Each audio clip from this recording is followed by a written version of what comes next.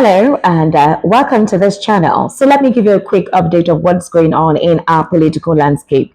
So the president recently went to Kaduna to commission some projects under the Ubasani-led administration. So while the president was on stage giving a speech, an unidentified individual tried to obstruct the president's space. In fact, the president was talking, and when this person tried to cause chaos in the crowd, he was taken aback. He paused. Immediately, the security guards of the president, especially those very close to him, intervened. They went to make sure that that particular individual does not constitute a major security threat. While the president noticed what happened, well, I will give it to him. He handled it quite well. Immediately, he said, "Leave him alone." He was professional about it and continued what he was saying while he was commissioning the projects. Now, this particular audio video went viral, and Nigerians were saying, "You see, we have been telling the president, if insecurity never reach you, if he never touch you, you no go know what's going to happen to the people." While others said, "Please, let's continue to criticize, but we don't want anything to happen to the president." Right now, the political fallout, it's not what Nigerians can contain, and there'll be a lot of conspiracy theories flying around that it is a political opposition that planned this kind of thing. Now, I want you guys to recall during the campaign rally of Donald Trump, you know that somebody in the crowd actually attacked him. You could see what happened immediately. That target almost got him, but thank God he did not. And that was basically the fear that went through the minds of Nigerians when that particular incident happened. The president was able to compose himself and come back to what he was doing by continuing his speech. But Nigerians are saying, "Mr. President, that is a dire warning to you that insecurity is so bad, they've gotten so brazen that the fact that you are in the state, no individual is even meant to cause any ruckus or even come close to you, not even by mistake. So, Mr. President, do something as soon as possible concerning insecurity." Now, interestingly as well, the presidency has decided to reveal to us about a potential running mate for 2027, somebody different from Kashim Shettima. So there is mounting speculation and public debate over Vice President Kashim Shettima's political future. The presidency yesterday had to clarify that President Bola Ahmed Tinubu has not yet decided on a running mate for 2027 presidential election. Now, this was made known by the special advisor to the president on information and strategy, Bayo Onanuga, during an interview very recently.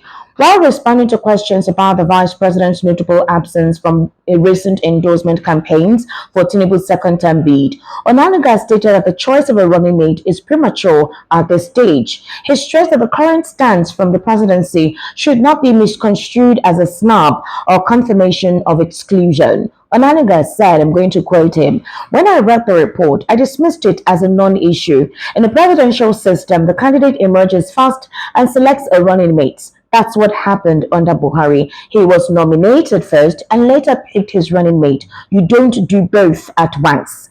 Onanuga also rejected claims that Tinubu's record as the governor of Lagos State, where he changed deputies twice, indicates a plan to stop or drop Shettima ahead of 2027. So in clarifying, he said that all of those talk is just mere speculation, nothing concrete, nothing viable, no verifiable evidence that because of his antecedent as a Lagos State governor, that it potentially means that that's what would be replicated now that he is the president. So he said, yes, when he was the governor of Lagos State, admittedly, there were issues. In his first term, he and his deputy Kofo did not get along and she had to leave. Then Femi Pedro replaced her. In the second term, he retained Pedro, but Pedro later defected. He wanted to be governor. That's why he had to go. So in order not to reopen old wounds, nobody should make any speculation that what happened when he was a governor is what will be replicated at the federal government level. So the presidential aide added that the speculation of a rift between Tinubu and Shettima, circulating even before the current endorsement debate, was actually baseless. Now, asked whether his comments meant the controversial Muslim ticket that brought Tinubu to power in 2023 would be repeated in 2027, Onanuga said the matter was no longer an issue, insisting that the early fears about Islamization agenda has been dispelled because 2 years running, the Muslim ticket is very much rife, and so far so good. So the fear about the fact that this administration intends to run on an Islamic agenda does no longer cut the quantum. So that has been dispelled, and right now the administration is working full on. So even if the presidency intends to change its deputy for 2027, other viable candidates will definitely be a candidate who is a Muslim.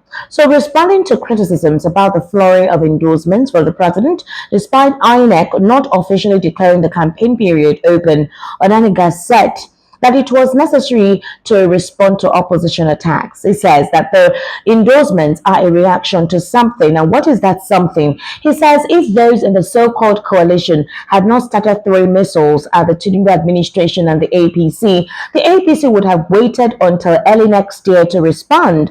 But we had to show that we're not asleep, but ready to square up. You can't expect the president to sit by idly while his opponents are plotting openly against him. So he says that we're grateful for the confidence that they have in him. Of course, they welcome all the endorsements coming from all and sundry, but from those within the APC and the opposition, even though the campaign period has not officially begun, but that everybody knows that. But because the opposition has jumped the gun, the ruling party can't just fold its arms. In other words, Bayo Nanaga is saying that the opposition are the ones that started the campaign and not the APC. So nobody should blame them for having to ensure that whatever campaign of calumny they're running should not hold sway. And that is why right now you can hear them having to emphasize and talk about the administration of President Bola Ahmed Tinubu and potential endorsement for 2027. That is the opposition, specifically the potential coalition that is being planned by certain political bigwigs, whom we obviously know: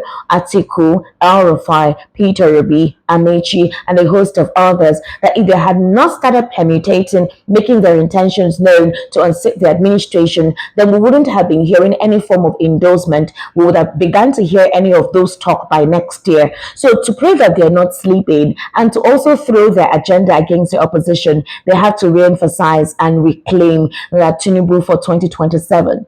So the question is this: if its administration was really doing okay, we understand the daunting, challenging situation that Nigerians are going through, and the fact that the previous administration does not cut it at all, which obviously almost cost this administration, especially under President Bola Ahmed Tinubu, the presidential seat. Why not your work speak for you? Do you have to go through any other measure to possibly sell out yourself aggressively? Do you know that in Kaduna, there are talks that the crowds that were there were rented, that it wasn't like they really came out in their large numbers to actually come to welcome the president. There are talks that 1,500 naira were given to some of these people to come out and show some kind of support and solidarity. We saw videos of these individuals queuing along the street, just sitting idly by while the convoy of the president was passing through, but it wasn't like they were there on their own, like they had that street credibility like Buhari had whenever he was visiting Katsina or any of the northern states, where you see chants and hailing and numbers of persons converging on the street wanting to welcome him. They didn't have to pay anybody money. They didn't have to sensitize anyone on the need for them to come out and welcome the president. Like I said, this political dispensation, there will continue to be drama. But while politics is ongoing, we must continue to ask our leaders to be accountable to the people. It is important. Let your work speak for itself. You don't have to come out and praise yourself. You don't have to pay anybody to actually speak on your behalf. Let the work of your hands speak for themselves. Let them serve as a testimonial, as a prerequisite for even the blind to say, you know what, I think I'll go with this administration. They have been decisive, they have been fundamental, and they have been active in what they promised us during the campaign. Until that happens, there will be quite a lot of disputing notions as to the perception of this administration, regardless of the propaganda at play. Propaganda is actually going rife. What do you think? I would like to know what you think on the comment section. Bye for now.